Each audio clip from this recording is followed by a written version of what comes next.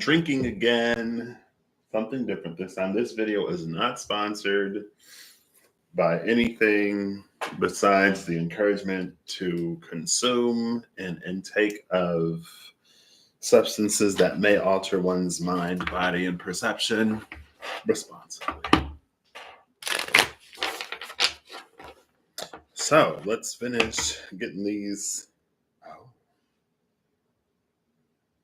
I don't think I put these back together. The elephant and the unicorn. The shark, the stingray, the lamb, the dolphin. That's a lot of water. Excuse me. Gross, right? Oh my gosh, I know. I kind of want to do the fog reading, but we'll see. We'll see. All right, I'm going to try to do it.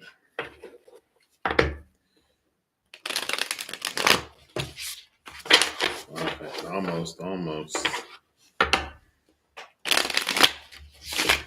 There we go.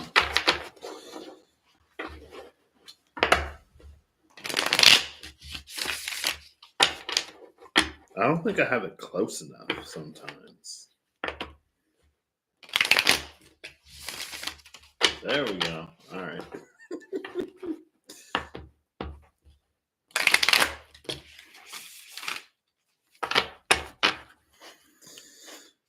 Final animal.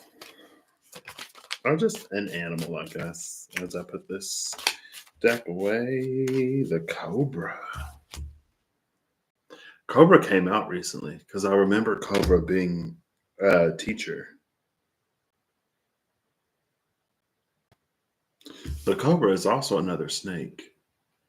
And I think the snake year is next, right? It was what? Tiger, rabbit, dragon, snake, horse, lamb.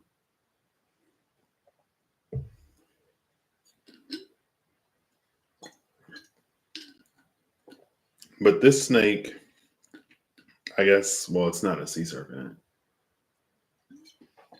I was going to call it like the ascended master snake. Because there is a... Well, what does cobra mean to me? Cobra to me is I think when I see cobra, I think of the snake charmer. I think of the one that can use music to make the snake move. And if I think about that, it makes me think of joy. And that one reading where I used the elemental oracle, and joy was the thing that moved people. That was facultative power or something like that. The word facultate, wired versus wireless, and how we facultate power or something like that. Bottom of the deck is the black egg. Interesting. The octopus is behind that. And the frog is behind the octopus. Excuse me. This is giving me Mother of Wands energy. Because there's the snake with the eggs.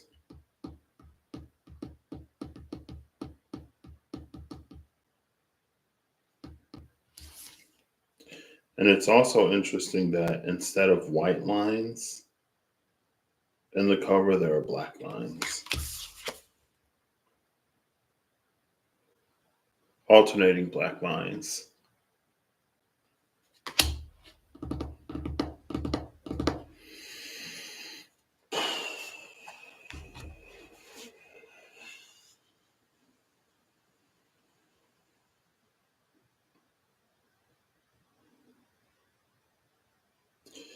And there's also with this black egg something about the dark and the light and the dark.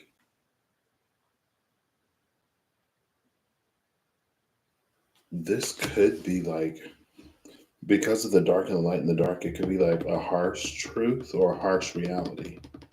Almost like in this dark space, we seek some kind of light, we seek some kind of answer, we seek some kind of solution. We seek what we think is the truth. We seek a truth that we think we want to find or hear, But when we get to the center, I mean, it's dark and light because you see the black and white lines, but it's mostly dark.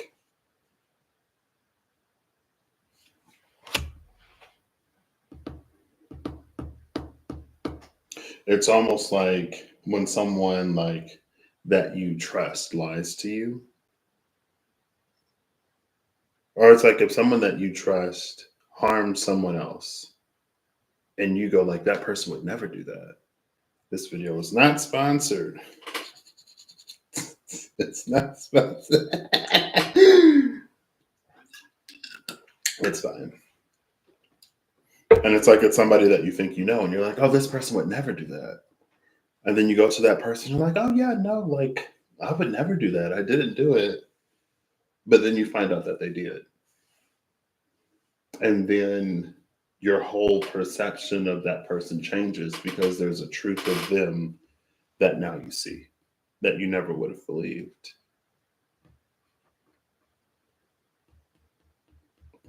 Now, of course, it doesn't have to be a person and it doesn't have to be external, but it's like it's a dark and the light that's within the dark. But the cobra is here. It could be, I guess, a truth about a teacher or a mentor, because that's what the cobra is. When the student is ready, the master appears. This is the master that appears before the student that is ready. Oof.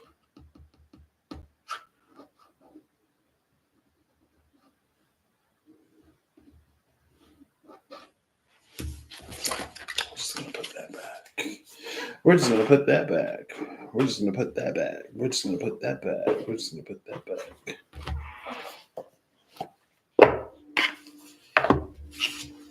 Yeah. So I guess with the cobra being that teacher mentor, maybe it's like someone trusted.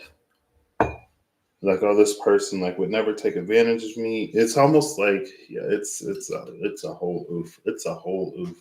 It's beyond a oof. That's the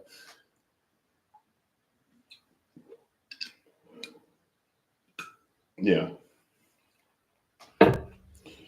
It's like almost one of those like abuse of authority types of things where it's like, when you're in a vulnerable space situation, when you're brand new to something and someone comes in and they like take you under their wing and they show you the take you under their wing and they show you the ropes and you develop like a fondness for them. I would say an almost reverence, but that might be a little extreme. But it's like, I was lost and confused and you provided so much for me. And then like you find out at some point that they were like using you or that they don't really care or that everything that they were saying was like untrue.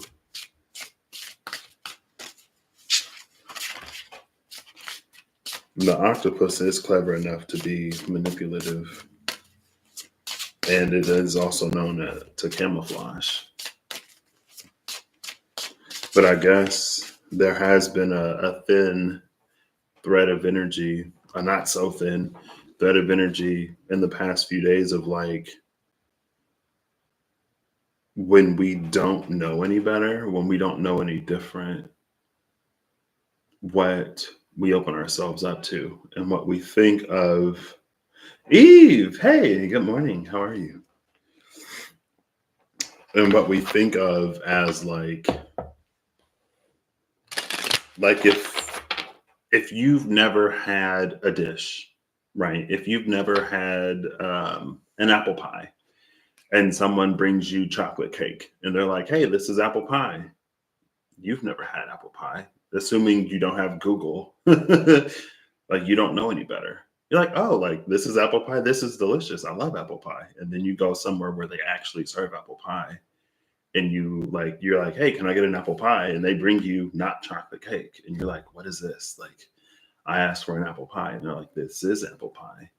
And you're like, no, like apple pie looks like this and it's like this. And like it has this kind of texture, consistency, flavoring. Like, oh, you're talking about chocolate cake. And you're like, no, I'm talking about apple pie. And then they take you to the counter and they show you apple pie and chocolate cake.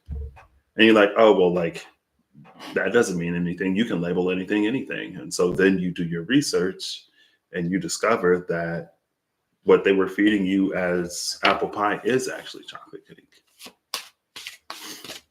Maybe you don't even like apple pie. I don't know. Maybe you love it. Yeah, my friend called me. So that's why it was so short. My buddy, we had a good talk. We had a great talk. I love that I've gotten to live and brave long enough to appreciate his wisdom and to recognize it as such when it is. But yeah, it was like 10 minutes because I got a phone call. Um, Dragon number one just came out. Vision, contemplating the future.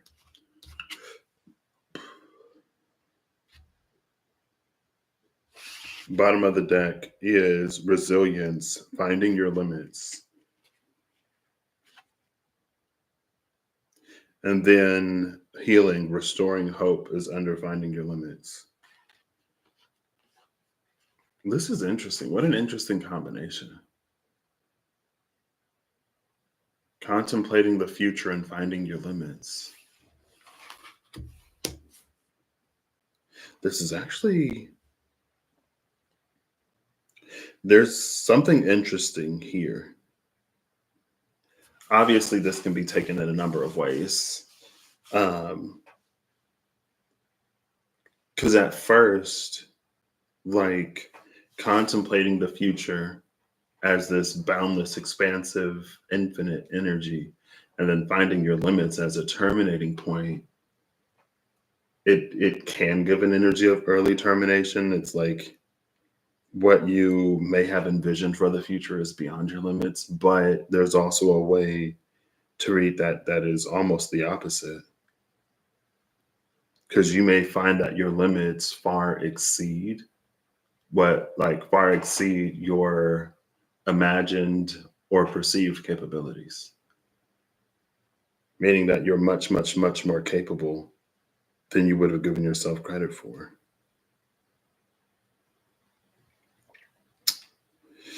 Now, because this is finding your limits, it does feel like it can involve a certain amount of challenge. Even if that challenge is like, how much can you receive before you get weird about receiving, right?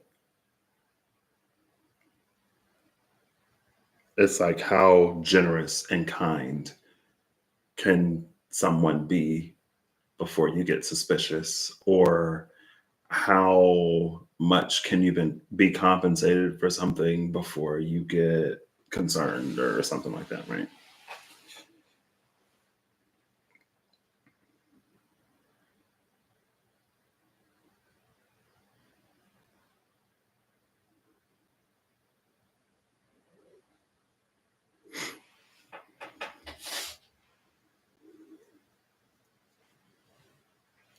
There's something interesting here. Because of the artwork, I would say I lean more towards surpassing one's perceived limits, because it's like there's this frozen tundra, ice wasteland. Like even the dragon is so cold that it's well, I guess dragons breathe fire, so it doesn't have to be cold for a dragon to like breathe smoke. But you know what I mean? It's almost like even the dragon is so cold that it can't produce fire. It's coming out as ice. But down here, we see at that person's core, in their heart space, thank you for focusing, that gives them the fire, the drive. They can stay warm even amidst such um, extremely opposite, extremely um, polar in both, meanings of the word. Polar as in like, because at the poles it's really cold, but also polar as in like stark opposite. um Polaris came out. Was that Cepheus? Was that Cepheus? Something was connected to Polaris. Or was it Cetus? Let's see. Excuse me.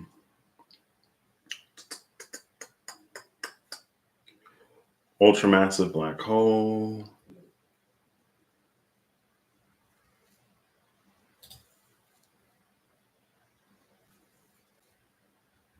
I feel like I saw Polaris. Or was I reading something? Obviously, I was reading something. Was it? I guess it doesn't matter too much because I don't want to spend too much time here.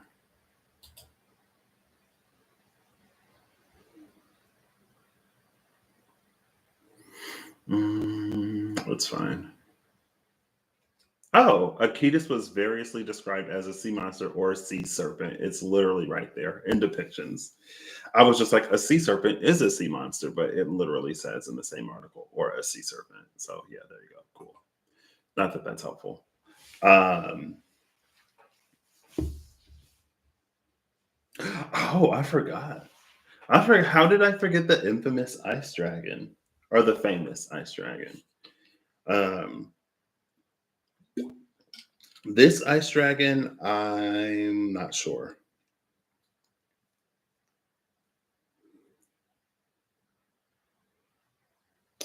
Um, I'm kind of like, it's mostly this for me is mostly about the illustration. So it's kind of like it's less about the dragon and more about this person. Um, like it's, but you can see that like the extremities are frozen, right? There's like icicles hanging off of the arm there, and like the edges of the head are frozen. But there's something about like the fire within keeping this person warm enough.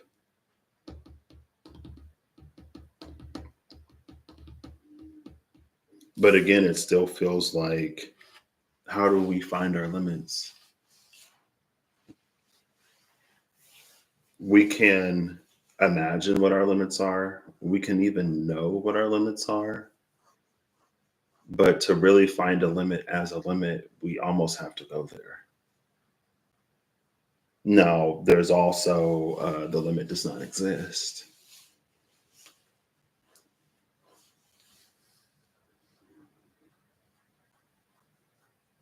Interesting. So interesting. I want to know your secrets. I'm so interested in you. And then we have, again, restoring hope under resilience.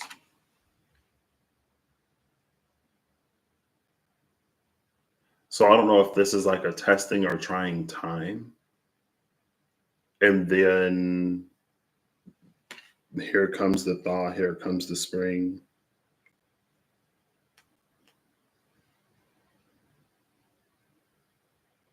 Um, there's something like butterfly chrysalis. It's almost like in the freezing cold, in this environment, something awakens from within. It's how like someone's survival instinct will kick in and will keep them alive. So in that, something happens and awakens from within, but then like what comes forward is this completely different creature. So that's why it's almost giving me like, but excuse me, butterfly from the cocoon type of energy, and that restoring hope. Almost more just like in a way of like, maybe it's an experience that we have that is purely meant to teach us. Um, maybe it's like it's an experience that you have that's just meant to teach you that you can trust yourself and you can trust your judgment, and you can trust in your ability to navigate whatever in a way that is beneficial for you. Because again, and I'm leaning more towards obviously take it as it resonates. Um, the thing about like, I was talking to my journey buddy yesterday, and I was telling her, I like mentioned, because I had the cards still on the table, and I was like, oh, the cards are still here.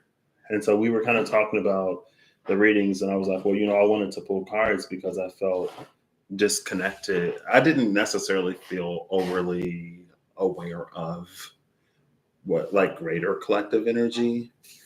And like, so I was like, let's see what the collective's been up to. And she was like, you were like connected to collective energy. And I was like, I know, but like sometimes the way that we navigate collective energies can be like different. And so then it was like, oh, like, well, maybe there's a difference between a collective energy and an individual experience, right? Like with that, the collective energy is the frozen tundra, but the individual experience is the one who is internally motivated, whose flame comes on and who keeps them moving. There will be some who become icicles and ice sculptures. Going back to monsters, Medusa. It was the head of Medusa that Perseus used to take care of the Cetus, the sea monster, to save Andromeda. So, I mean, I only say that because it's like Medusa produced life-like stone statues, and that environment can produce lifelike ice sculptures. It's like there's a distinction between a collective energy and the experience, right? Like we all take the same test. Some people pass, some people fail, some people don't take it, some people don't have to take it. Some people are in a completely different class. You know what I mean? And I was just like, wow, because I never necessarily thought of it in that way. Because it seems like every time I've heard like there's a collective energy going around, it's been more of a collective experience. And because of the experiences, there are inferences on the energy, but the energy is just the energy. I don't know, anyway. Did I ask you how you're doing today? It's the weekend. I feel like I don't often catch you on the weekend. Hopefully you're not working today. All right, Waldo Known Alchemy. Oh, wow. I didn't even get to shuffle. As soon as I pick the deck up, all the cards come out. We have Iosis or Iosis, reddening. We have Mortifactio, mortification. We have Ouroboros, the great serpent. Speaking of Cetuses, sea serpents, and big snakes. And then we have Iron, Ferrum. Mars is on Iron, just like Mars came out with the Otter. What's at the bottom of the deck? Bottom of the deck is Volte Facium, the despicable face.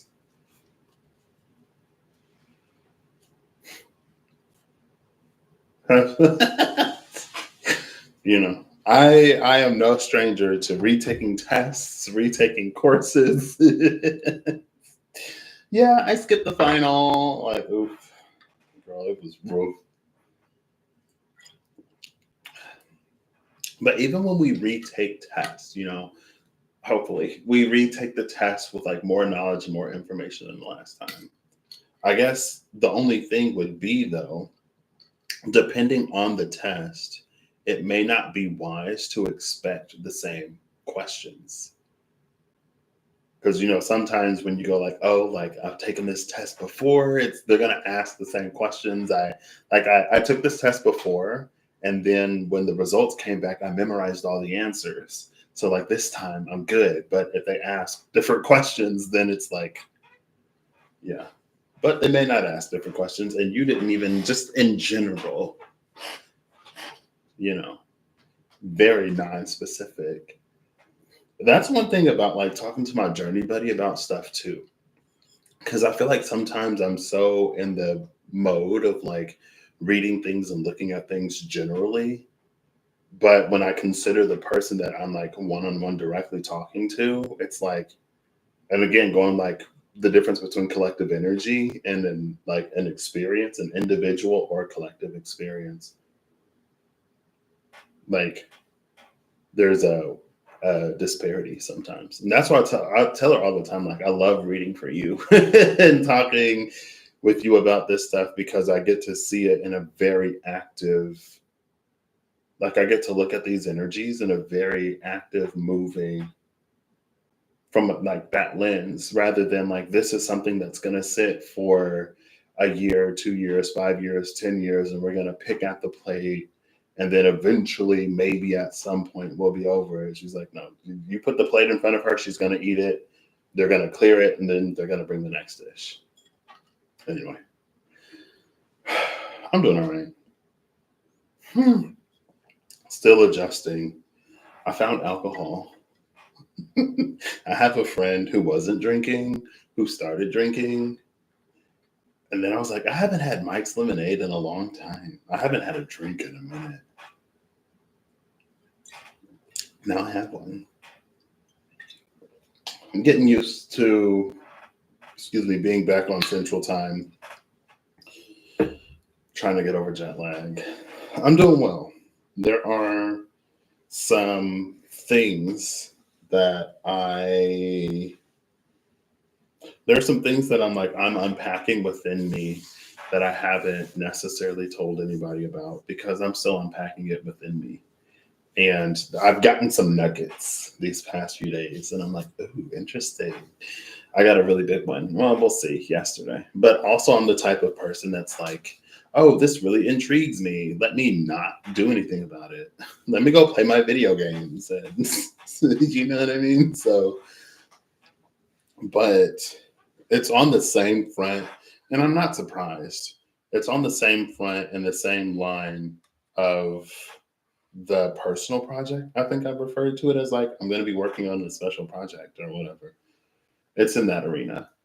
Um, and we'll see. I don't know, but I'm doing well. I'm doing fine. I'm glad to be able to rest and to be able to fall back into a pace that's not like forcing me to go out and do stuff because I'm only here for a limited time, even though I wasn't being forced. Anyway, but yeah, I'm doing well. Thank you. Thank you. Actually, we'll see. We'll see. There may be some there may be some drastic changes in my life. So, because I'm like, some stuff happened while I was gone, and I've been given, speaking of contemplating the future and finding your limits, uh, something has come into my awareness. I'll say when I was over there, something came into my awareness professionally, and it's very much so in the vein. It's in the direction that I originally wanted to go in. It's in the direction that I've kind of been working towards intentionally. I mean, in that way, then I guess I was eventually like, I had already planned to be here. And now this opportunity, now I'm aware of an opportunity. And it's like, I guess I had gotten so almost, it's like I forgot what I originally intended to do. I forgot the original direction, forgot the original direction that I wanted to go in. And I was kind of like exploring other things until it came back. And now that I'm talking about it, I realize like, oh, like I chose certain things there along my path, this path, my professional career, whatever path.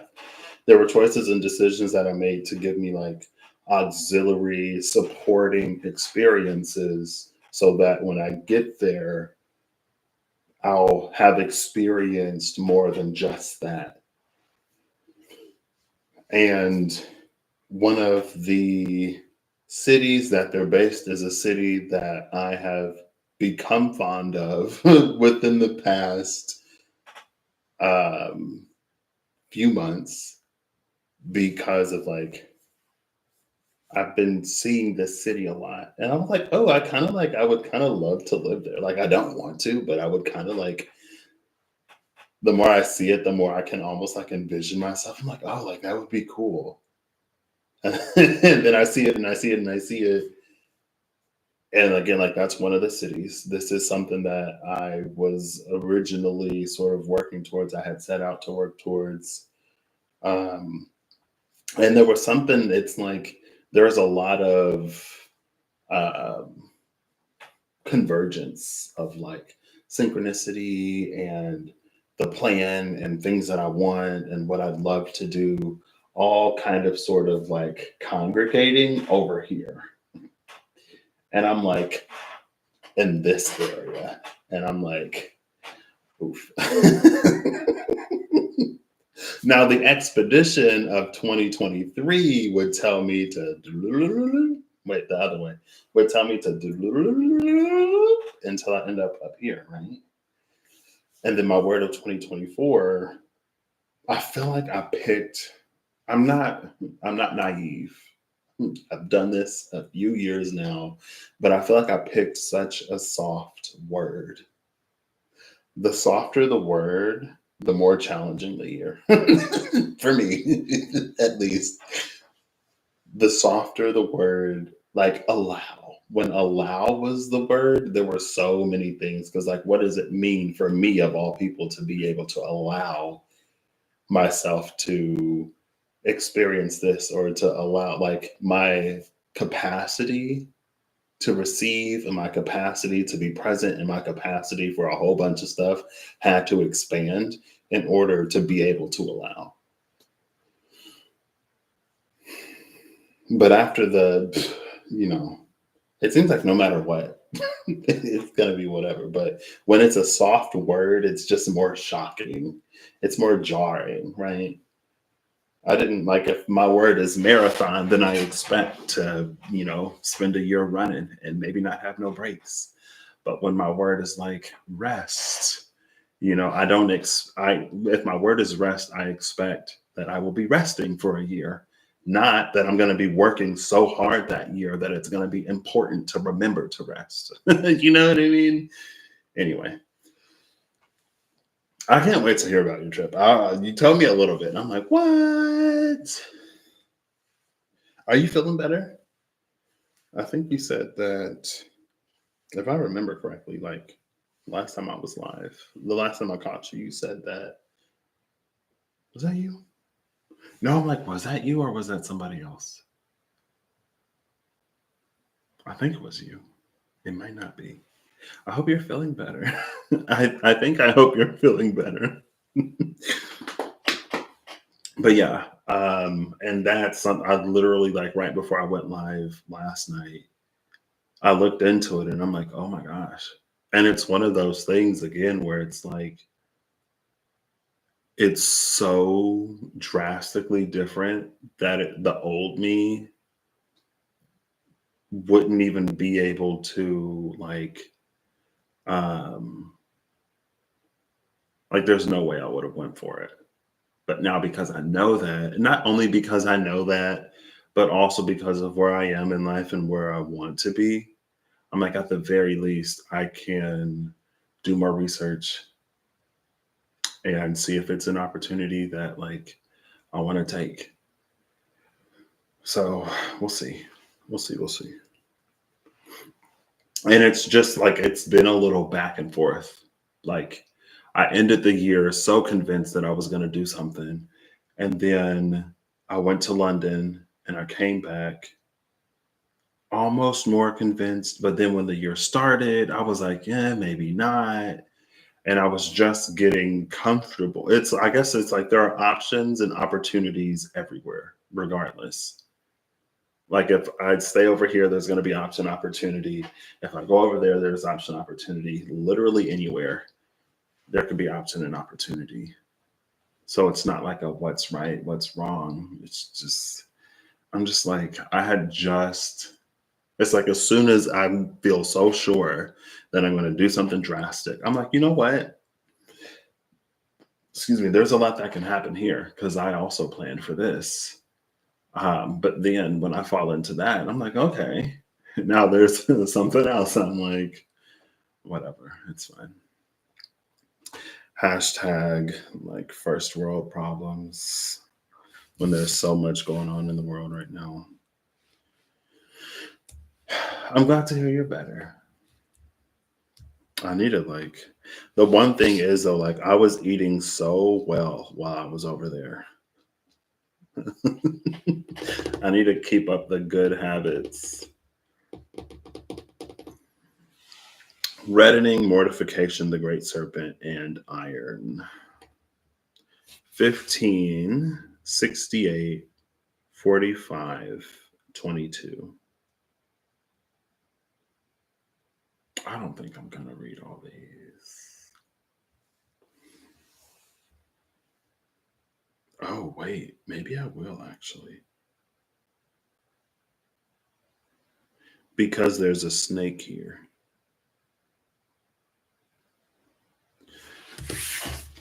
We're very pictorial today. We're pictorial a lot of days. So the snake. Oh, and look, there are things inside of the belly of the Ouroboros. I'm like all backwards and turned around. It's like Snake, you know, the game Snake, where you chase pixels and the snake eats the pixel and it gets bigger. The snake in reddening, and it hasn't eaten any of these. It's just like corralled them almost. Well, this is silver and gold. That's whatever that is. Like this is the first one that it's gonna eat, maybe. I don't know.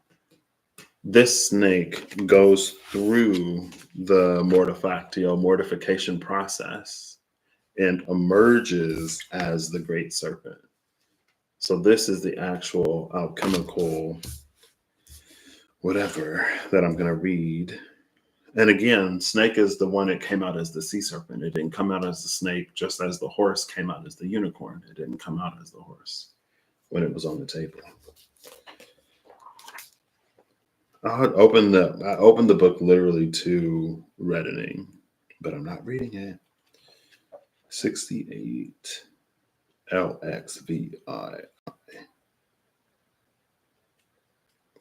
Oh wow, we are like deep in here then. Okay. Oh, I don't know why I thought I was in the archetypes for a second. Mortifactio, decay, death, decomposition. Oh, look, and then we see the earthworms, or we see the worms. It was earthworm and vulture that was giving me that composting energy. Cool.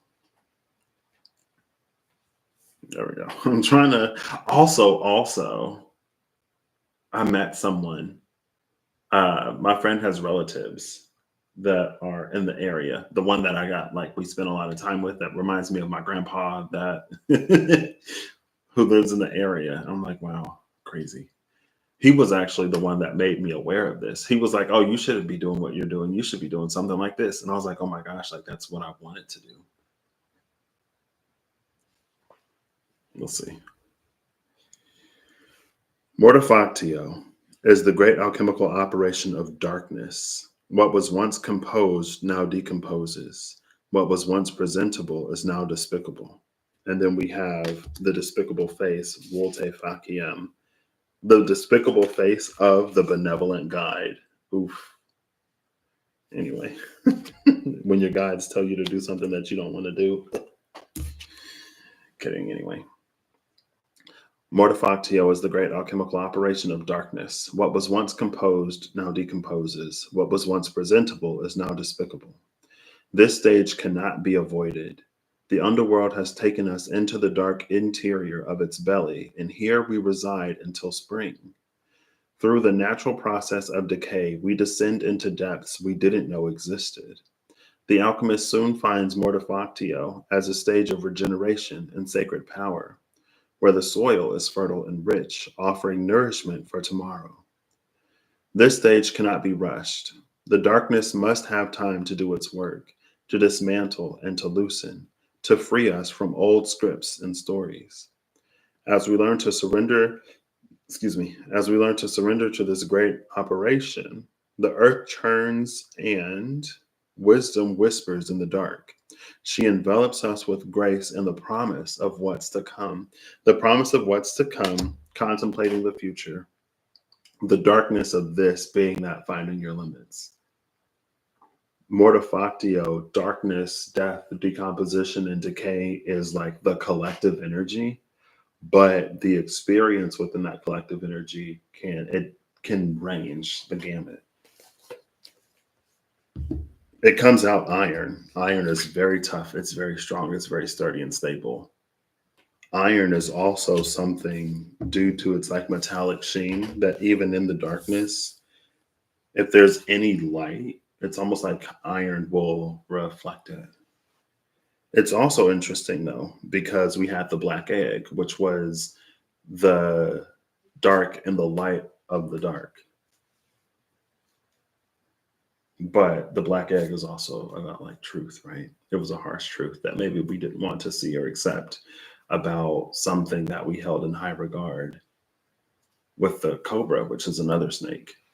Um, but it did say the scripts of the old and stuff like that may need to be revised or just disregarded, discarded.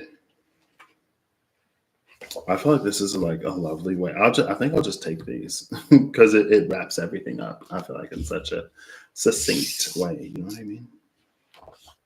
This is also giving me Phaeton energy because if you've been here, you know why.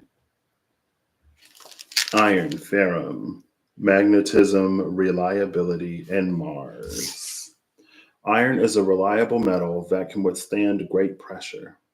Over the centuries, we have come to utilize this metal extensively, mixing it with carbon to create the steel bridges, highways, and infrastructures that span across the globe.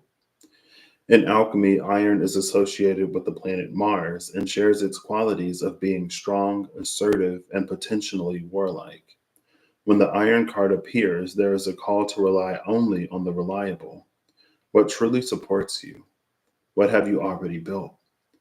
Iron dwells at the center of earth, so when all else fails, or when all else feels lost, go inward.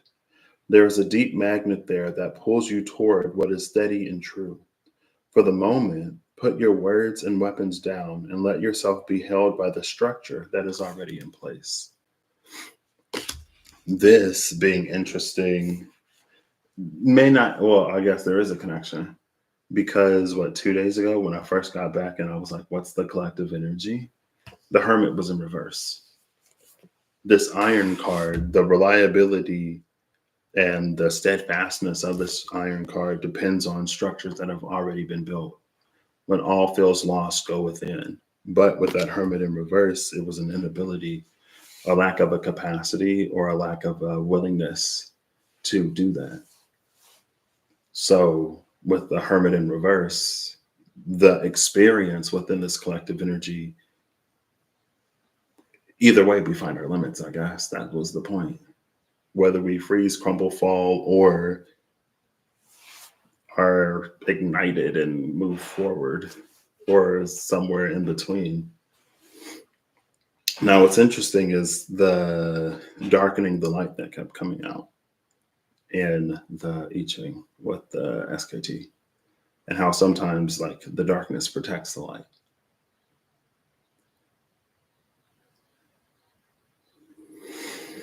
What's also interesting here, though, is on the Cobra, I mentioned that there are black lines here too. But I mentioned that it was interesting that there were black lines instead of white lines. In iron, we see white lines instead of black lines. But that cobra was a teacher that was deceptive or whatever. But this iron with its white lines, just pictorially, like this is what gets us through the darkness of mortifactio.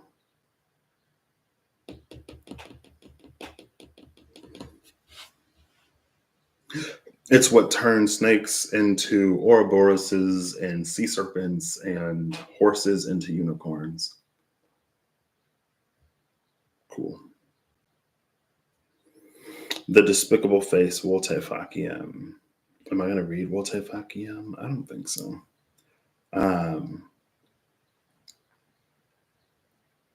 Maybe that's just like in some areas, arenas, and aspects, we may feel like we're going to be pulling like a 180. And in doing so, but then the despicable face, it's giving me the 5 of Cups, the defector. The defector in the SKT, the 5 of Cups in the SKT, which is interesting because it was love combating grief that clarified that horse being like, if grief wins out, then it becomes the horse of the 5 of Cups in the tarot.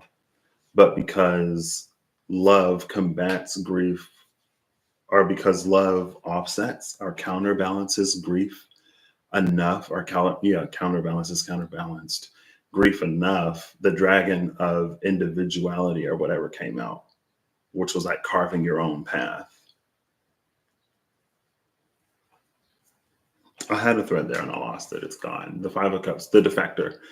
So it's interesting because then I was looking at the unicorn. I think it was actually the peacock and the nightingale where it first came out, where it's like, well, maybe there's something that someone has within, but they mask it. They rely on appearances to make themselves appear to be less than because they don't want to stand out for whatever reason. And then when at the end of the reading yesterday, if that was yesterday or the day before, it's like this is the unicorn was always a unicorn, but for some time the unicorn was shaving its horn, making it look like a horse. Maybe it was like shaving its horn and dyeing its hair and like trying to be less majestic. But like it was the unicorn that stopped shaving its horn. Right. And that's the 5 of Cups in the SKT. The 8 of Cups is the defector. What is it? The grotesque. That's what it is. But in the grotesque, it's like it's that very thing that sets us apart, that alienates us or isolates us, that makes us special and unique. And that thing is the spark in that finding your limits. That's the thing that keeps you warm, regardless of how cold, freezing cold it is. Ice Dragon itself could come up and blast you with its icy breath, and you'll be fine. Mostly. You won't be frozen solid, okay? There was some ice there. It's not that you're completely unaffected, but you're not debilitated and taken out of the game either. And that's the point, if there is a point. Cool. And then it's like it's actually the internal alchemy. It's the internal anatomy and functioning of this snake that turns things into gold. It creates gold. And you can see here, like this, we'll call it an emerald. It's almost like how a oyster will create pearls around like grains of sand or whatever that irritate it. It's like you can see this is actually being converted into gold. It's about to eat it as red. Maybe it's a poison. It eats that pomegranate fruit of the underworld, goes through this mortifactio, darkness, decaying. But in that, within the body of the Ouroboros, it discovers that it can actually turn it into gold. Come on, there we go. It can turn it into gold. The body of that snake is stronger again, just like that, finding your limits, resilience, the body of the snake, the internal structure is stronger than the environment that it's placed in. The immune system is stronger than the poison. The internal light is stronger than the external darkness, or the internal darkness is stronger than the external darkness.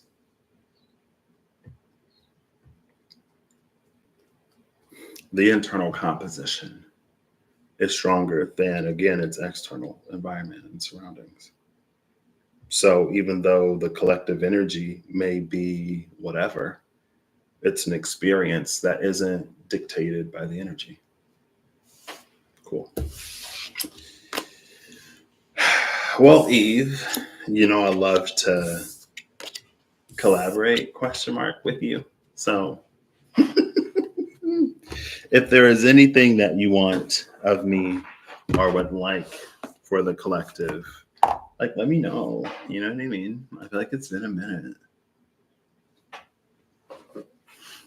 And I'll do my best. We'll see. We'll see. But also, like, feel free to not ask for anything because I don't know where I am. In terms of just like, I don't know what's happening. Oof. Just don't ask me about Arizona. That may be a personal call.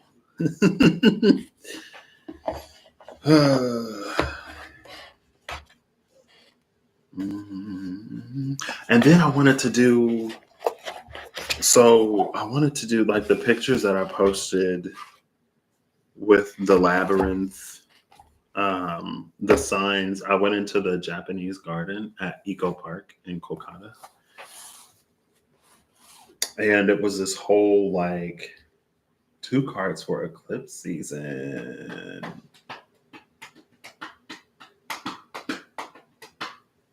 What deck should I use? I'm almost leaning towards the Fruma for some reason. Let's see. I'll grab a Fruma. We'll see what's up. Oh, that was the thing. Our shadows will never come between us and the light. And I was like, oof, love that. Love that. Because I am all about that. Ooh.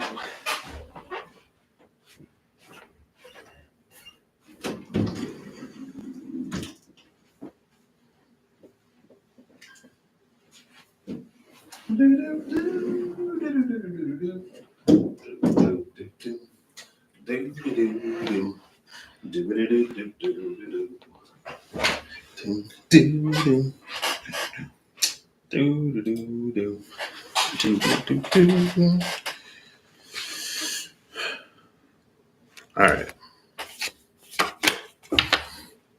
Were you really? Oh my gosh, are you gonna pull 2 cards? You pull 2, I pull 2? Or am I? Oof, I see Swelgeness and Leaf Shade at the cut. We'll see. For Eclipse Season 2024. 2 cards. 2 cards. That was Ing with Leaf Shade. Now we have Haggle and Ing haggling. Oof. Haggling is interesting. It's interesting that it was like Swelgeness, Leaf Shade, Ing, Leaf Shade, like Leaf Shading, haggling. The energy of haggling when it comes to the past is interesting to me. But,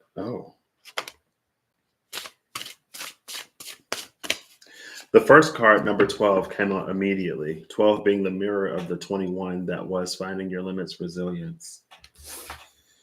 And it's Gare, Year Harvest. The year's gears turn, shattering summer's stolid stagnation. The astral rivers of the dream realms pour once more. From Asgard to Midgard, all along the sleepy slopes of the Bifrost Bridge, autumn again emerges. Heimdall sounds his cornucopia horn of plenty, as our just rewards are prepared for everything honestly sown. All harvest held safe inside winter's sleepy stores. Interesting. So basically, it's a karmic payout. At the end of that is a karmic payout, right? Because it says just rewards. What did it say?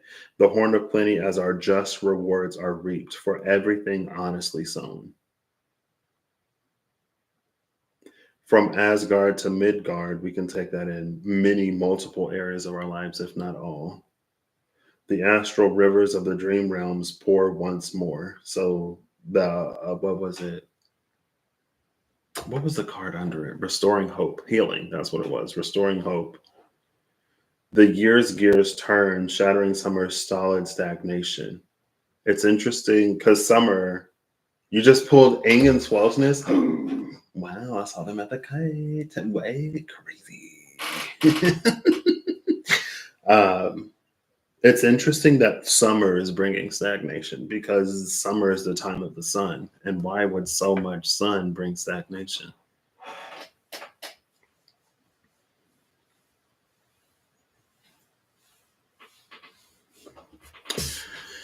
Bottom of the deck is Windhorn, Being, and Unbound. Oh, why? Oh, the moon. The moon calls to hear a visceral communal howling of human wolves shouting at the elements. And then Scottmouth is behind that. I set the cards down and Ing like fell. And then there was a mouth of God. Cool. I just think it was interesting that the moon was there when I was like, the sun is the cause of stagnation.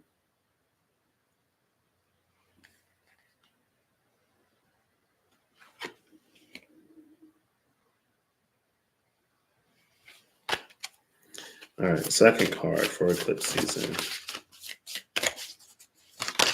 Oh, I got two cards. I love that Being Unbound was at the bottom of the deck because one of the cards that flipped over is Wild Ox, Untamable. The Wild Ox and the Horse. That's two more uh, lunar years. Let's see. Can I just get like a list of years and Chinese zodiac? Like all of them. Not like, oh gosh, years chart. Can I just get a break? Okay, I can use this. So we are at 2024, almost at 5. So Ox was back in 2021, and the last horse was in 2014. The next horse is 2016.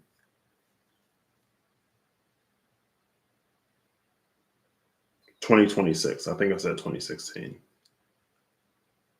The next Ox is 2033.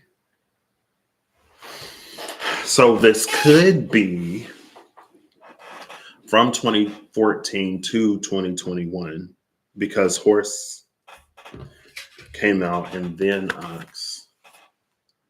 And then we have this year or cycle.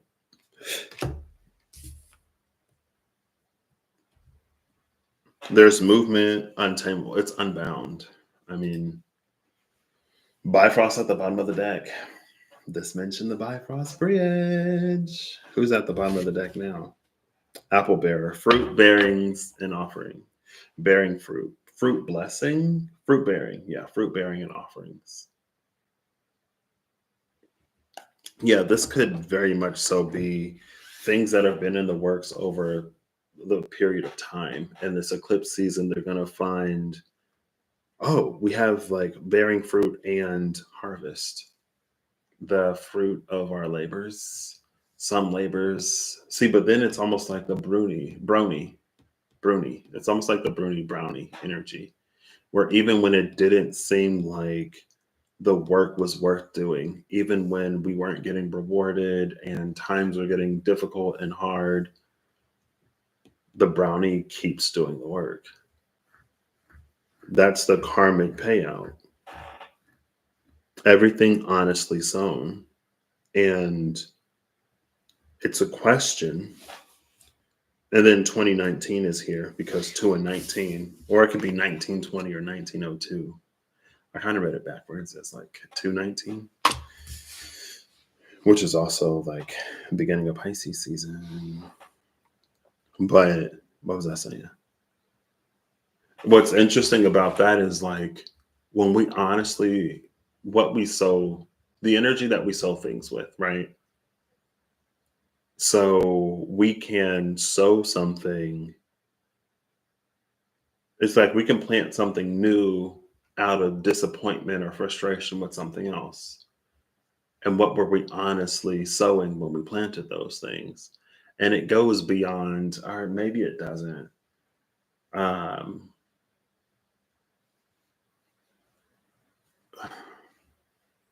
it almost sort of like is what it is.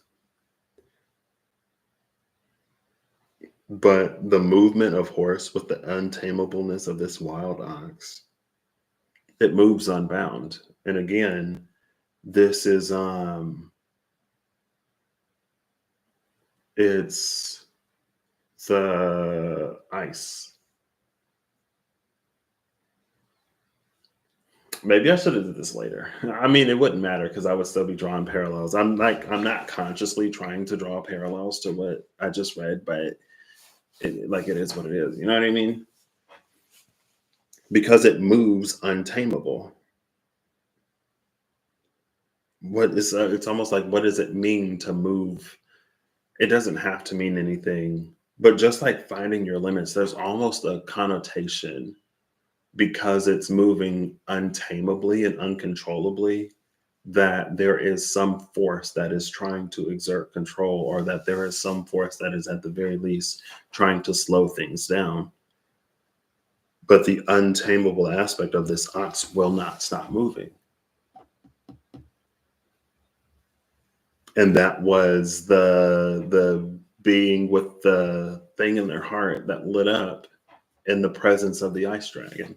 Even the greatest, grandest, most frigid of ice dragons can't stop that individual. But it'll freeze all, the rest of the world is frozen. The grass, the trees, everything that is nourished by the sun is frozen. And when the ice dragon comes, it's almost like you realize how complacent and dependent upon the light and the warmth of the sun. We realize how complacent and dependent upon the light of the sun we were when there is no sun, and when everything stops, and when everything's frozen, and when we freeze rather than continuing to go. So just like how I mentioned the cobra, when the cobra first came out, it made me think of joy. And the last time I saw joy, it was that when we're moved by music, the feelings that we're feeling aren't our feelings, it's the composition of the music. And if we depend upon music to feel a certain way enough to continue to do what it is that we need to do, when the music stops, we stop. But for the wild, untamable movement of this horse, it continues going. It doesn't depend on the sun to shine. It doesn't rely upon the music to play. It moves because it has emotion of its own. It's the things that keep moving when the world stands still. Then we see that horse as the unicorn. Then we see that snake as a great serpent or the sea serpent. We see them as beyond, like these embodiments, aspects of spirit ether. Because the 3D, the world, the environment is doing one thing, but yet they continue. That's how we see them as different. That's how we recognize them as unicorns instead of horses, and great mythological, even if they're small, like as a baby sea serpent or a baby Ouroboros. Even if they don't have the same size and magnitude, it's because they keep moving when everything else demands a stop. And that's when it feels like that's when the betrayal of the cobra makes itself known. That's the Three of Swords with the Emperor, where the Hermit was in reverse. It didn't, it's not, it's almost like at some point it became more about control, and it became more about forcing a certain experience and forcing ourselves to feel a certain type of way. And it became less about like doing the actual work, because that wasn't the point. The seed wasn't sown for healing. The seed wasn't sown to do the work. The seed was sown to get money. The seed was sown to profit. The seed was sown to find some person that's going to love you. The seed was sown like that Five of Wands. That was like, it honestly, it reads as life. There's something that we were lacking or something that we didn't have, and we are seeking it. But that's why the seed was sown. Because if the seed was sown in earnest, the work would still be done. The plant would still be growing. It wouldn't rely upon the sun, and it wouldn't rely upon the music because it wasn't sown. Like that wasn't a condition when it was sown. But here, because Apple Bearer is at the bottom of the deck and Atburston is behind Apple Bearer, and then there's the Bifrost, then there's the Wealth. Now there are these owl senses in the shadow and the impassioned rising sap.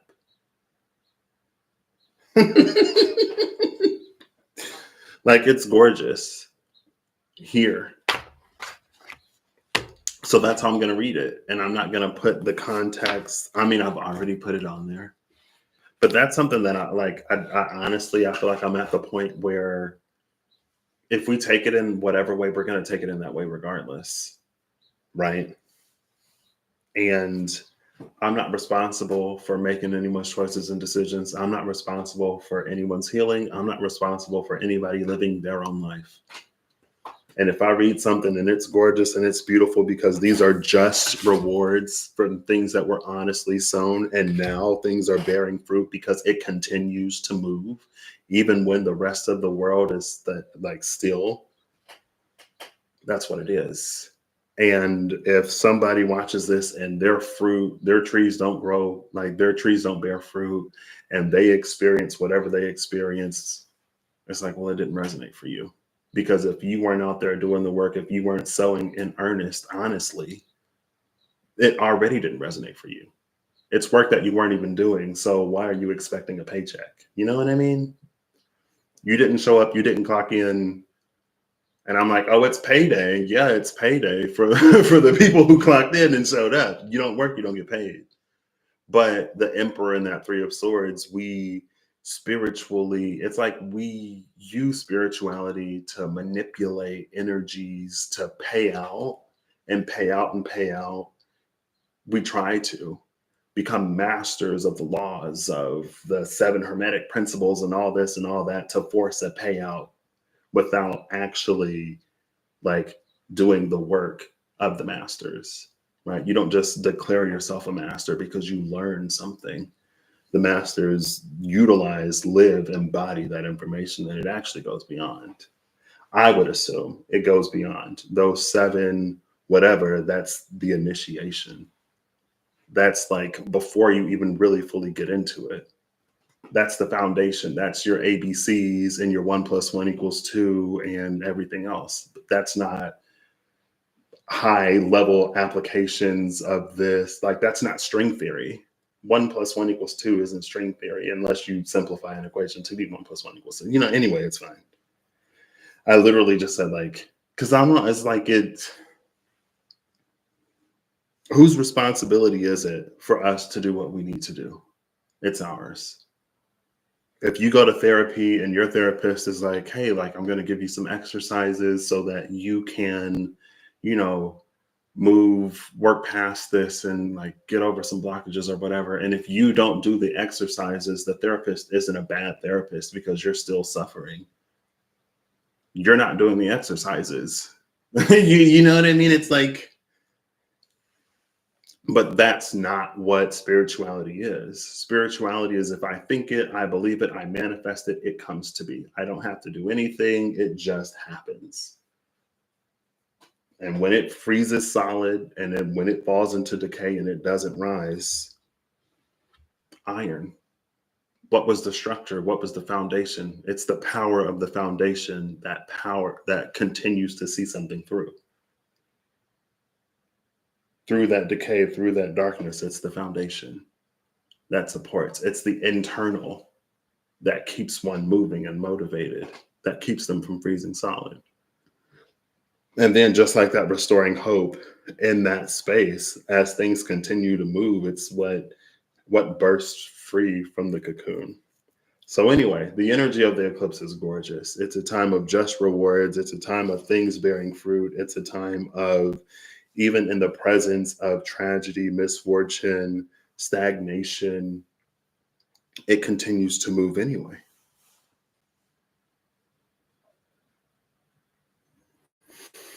I'm going to get some The Universe Has Your Back cards because it's one of my nice decks. And sometimes I need a nice deck when I feel like I'm struggling.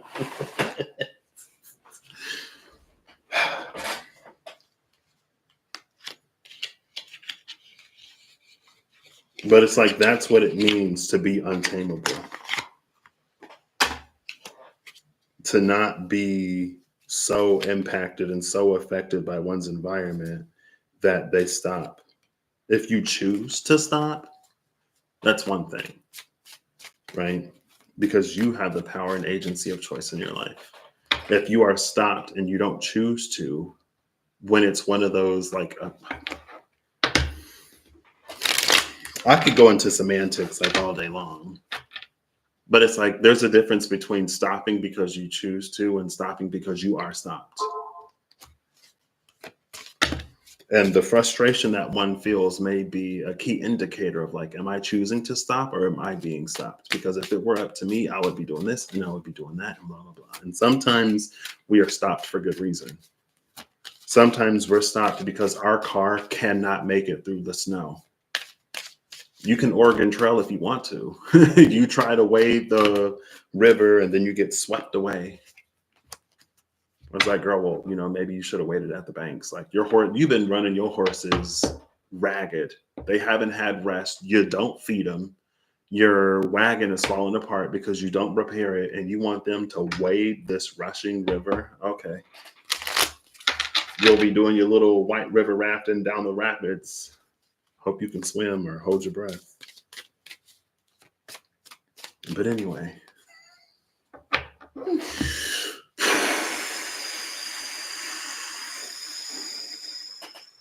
Out with the Patrick, in with the love and light. Come on, universe has your back. I should use the Diablo Tarot and I should put reversals in it because it can be petty and I can just read the book. But again, like, it's that energy. It's seeds that were honestly sown. And again, it's like in all of the spiritual manipulation and all of the spiritual attempts to manipulate energy to force certain outcomes, it's like the teaching itself is for us to manipulate ourselves into, and I don't know, we'll see how far it goes, I guess. But that's not the energy on the table, so I probably shouldn't even mention it. But again, since there are folks just showing up now, and at the end of the day, it's not my job and it's not my responsibility. I just read what's before me. So if someone's like, I watched your video and, you said this would happen, not that anyone necessarily has, but like, I watched your video and you said this would happen and that would happen and it didn't happen. And it's like, yeah, well, I also said, like, for those who did the work and for those who did this and for those who healed and for those who had the capacity to face things honestly and to be vulnerable, for those whose karma is upright and not in reverse because they're so heartbroken, traumatized, whatever, that instead of actually healing and working through to heal, they just mask and force control and pretend like whatever. I wasn't talking to you when I said that would be the outcome. But you wanted it to resonate. You wanted the reward, so you forced resonance in a space where there was no resonance. Obviously, I wasn't reading for you if that's not you. You know what I mean?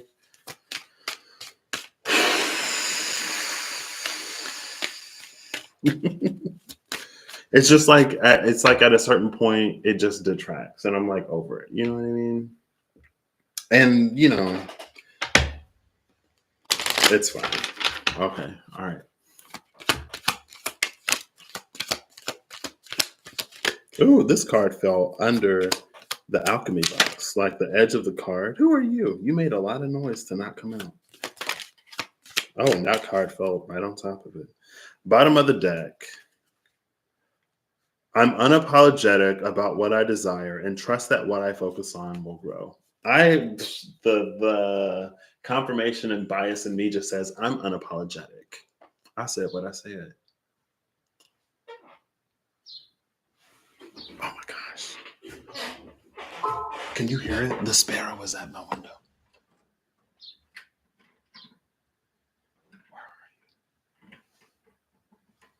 Oh, wow. Wow. I opened the blind so I could see the sparrow and it flew off.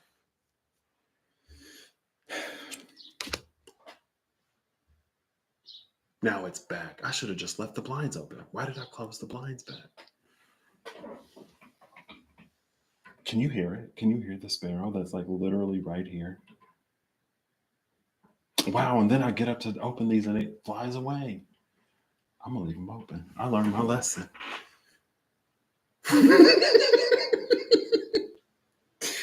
Anyway, we'll see if I can move the camera to show you when it shows back up. Hope is the conduit for miracles. This card landed under horse and ox, like that. Hope is the conduit for miracles. I'll take that move, the untamable movement, the unfettered movement that was hope being the conduit for miracles, the renewal of hope and healing, actual, true, legitimate healing, and not just emotional, spiritual, mental manipulation of ourselves to believe, to convince ourselves that we've healed from things that we haven't in order to get the thing that we want. Honestly, some. Hope is the conduit for miracles. Hope was the thing that emerged from the chest of that person. In the freezing cold, they were reborn. That was that butterfly moment. Anyway. Did you just go to the other window? Wow. That bird's like, you ain't putting me on camera. You're outside, so your birds are in your ear. Oh, okay. Well, maybe I'll watch it back and see if you could hear the sparrow. He's like, there are birds out here, so I'm not sure. The key to prayer is to forget what I think I need. Came over here. There's a card that fell down face down, and it kind of slid under the box for the alchemy. This landed on top of that. The key to prayer is to forget what I think I need. I love that. To forget what I think I need. Because what we think we need will keep us from praying earnestly and honestly. It can. Well,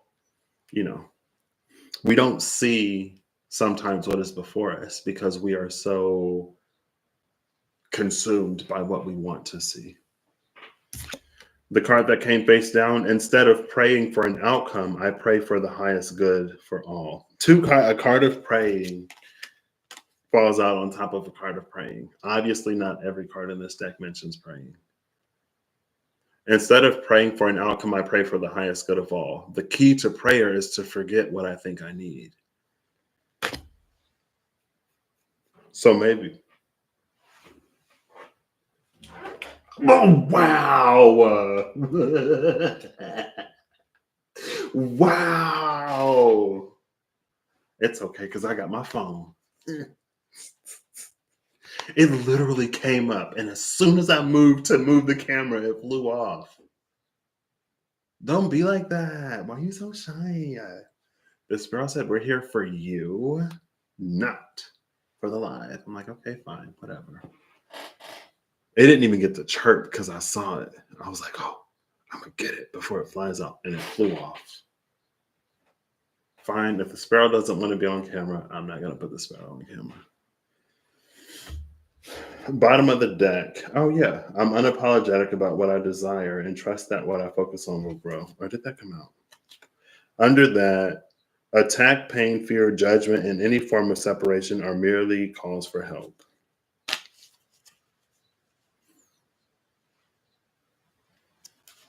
Listen, some of this I'm like, but I get, yeah, I can. They do know. I'm like,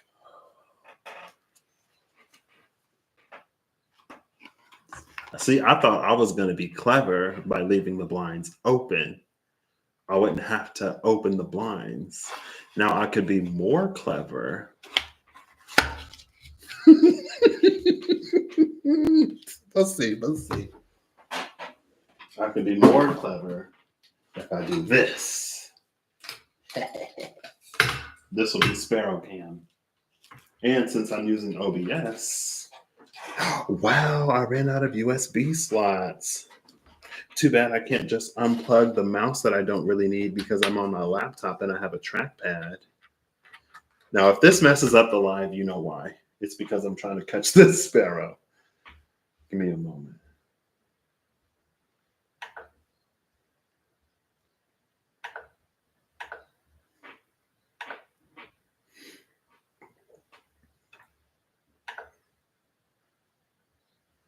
Wow.